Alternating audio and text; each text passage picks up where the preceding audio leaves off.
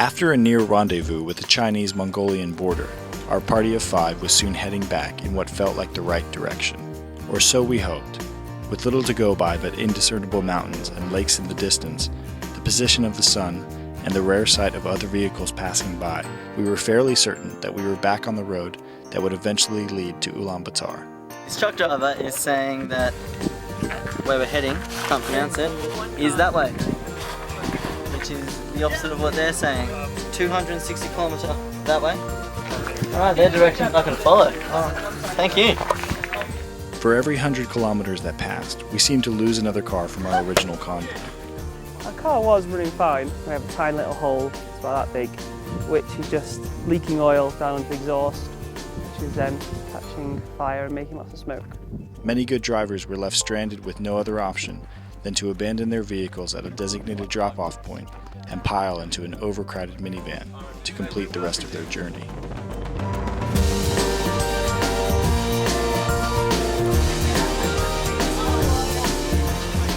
But with every team that left our convoy, it seemed that we met another new team along the way. And in those final nights, we savored the wide open spaces, time spent huddled around a gas stove, and longed for the food and hot showers that awaited us in UB. This is some communicating thing, new technology where you can speak to people through drawing. Oh, you need a tyre change? Yeah. I can organise that for you. There you go. I'm going to have to hang around here for a while though.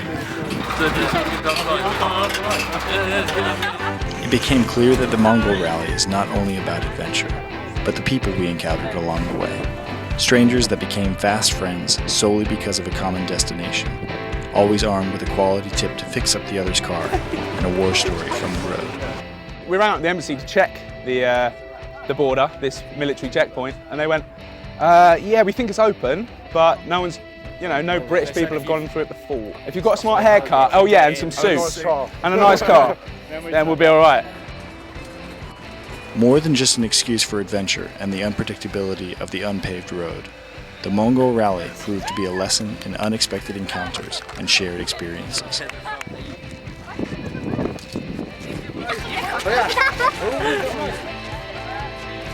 Returning to UB would be bittersweet, and if nothing else, would now be a familiar destination, revisited with an entirely new perspective.